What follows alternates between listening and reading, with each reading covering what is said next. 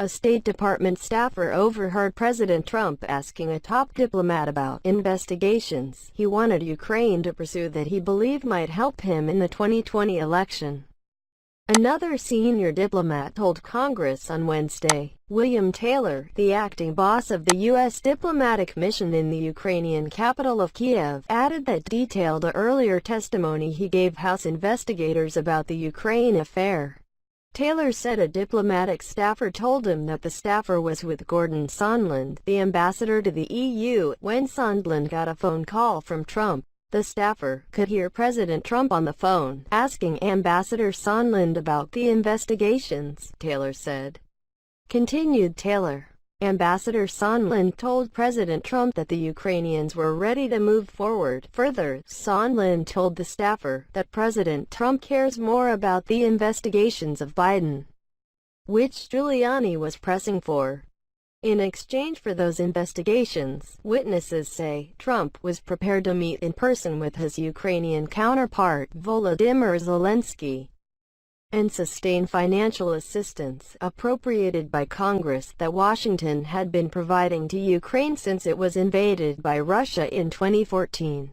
The White House froze Ukraine's aid for a period of weeks this year and then released it. Although Zelensky was close to booking a CNN interview in September, he never made the public commitment that witnesses have said Trump wanted. Republicans argue this shows there was no inappropriate exchange and say the impeachment process has been a sham, plus the case is based on hearsay.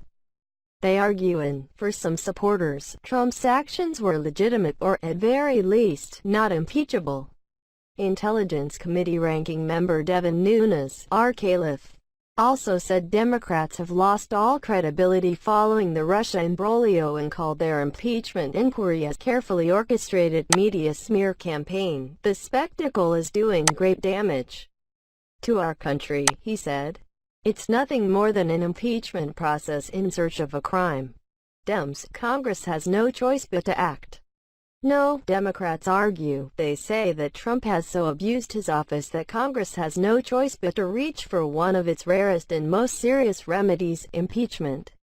If Congress does not act, the prospects for further corruption and abuse in this administration or any other will be exponentially increased, said Intelligence Committee Chairman Adam Schiff, Kyiv. If this is not impeachable conduct, what is? Democrats have scheduled another hearing for Friday with former U.S. Ambassador to Ukraine Maria Yovanovitch and 3 more hearings next week with a variety of witnesses.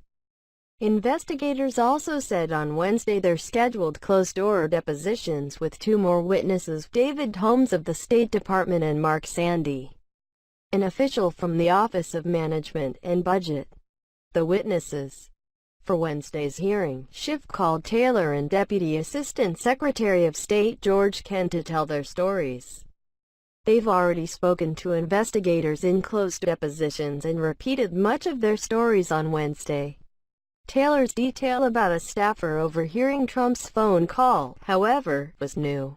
Kent is the senior State Department supervisor whose responsibility includes policy for Eastern Europe, except he was told to keep his head down, he says, and keep a low profile on Ukraine because the White House had hand-picked 3 amigos to take that portfolio. Kent told lawmakers on Wednesday that he raised concerns during the administration of President Barack Obama about the appearance of conflict raised when the son of then Vice President Joe Biden was hired to join the board of Burisma, a Ukrainian gas company. But Kent also said he never saw any evidence that Biden leaned on Ukrainian officials not to investigate the company in a way that might have been improper. Trump has cited what he calls corruption involving the Bidens as the reason he says it's appropriate that he tried to get Zelensky to investigate them. Taylor is the acting boss of the U.S. diplomatic mission in the Ukrainian capital, Kyiv. He told investigators that he learned about Trump's desire for investigations from other diplomats and couldn't explain to Ukrainians why their military assistance had been withheld. Taylor said on Wednesday that Ukraine depends on American assistance and the threat from Russian and Russian-backed forces there remains real, one that continues to cost the lives of Ukrainian troops. But Taylor described a sense of unreality in the Ukrainian capital when he was appointed to run the diplomatic mission there. "Once I arrived in Kyiv, I discovered a weird combination of encouraging, confusing, and ultimately alarming circumstances," he said.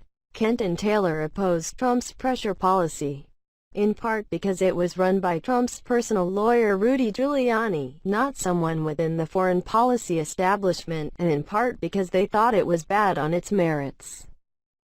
Giuliani's unofficial policy toward Ukraine undercut the official policy pursued by diplomats like Taylor, the ambassador said on Wednesday. Ukraine is a strategic partner of the U.S., resisting aggression by an adversary in Russia. Trump's freeze in assistance raised doubt about America's commitment in Eastern Europe. Foreign policy and national security witnesses have told Congress.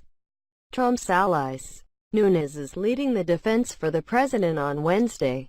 First, Republicans argue the case is hearsay because neither Taylor nor Kent nor others from whom Congress has heard spoke directly with Trump and can say what his intentions were. Moreover, corruption is endemic in Ukraine and that is a solid basis upon which the White House may act, Republicans argued in a policy memo circulated on Tuesday. Other defenders who won't be in the hearing room on Wednesday have offered other analyses. Trump's administration was too incompetent to actually execute a quid pro quo with Zelensky, and ineptitude shouldn't be impeachable. Another defense is that Trump's invitation for foreign interference in the 2020 race might have been inappropriate, as Ohio's Republican Senator Rob Portman argued, but it isn't impeachable.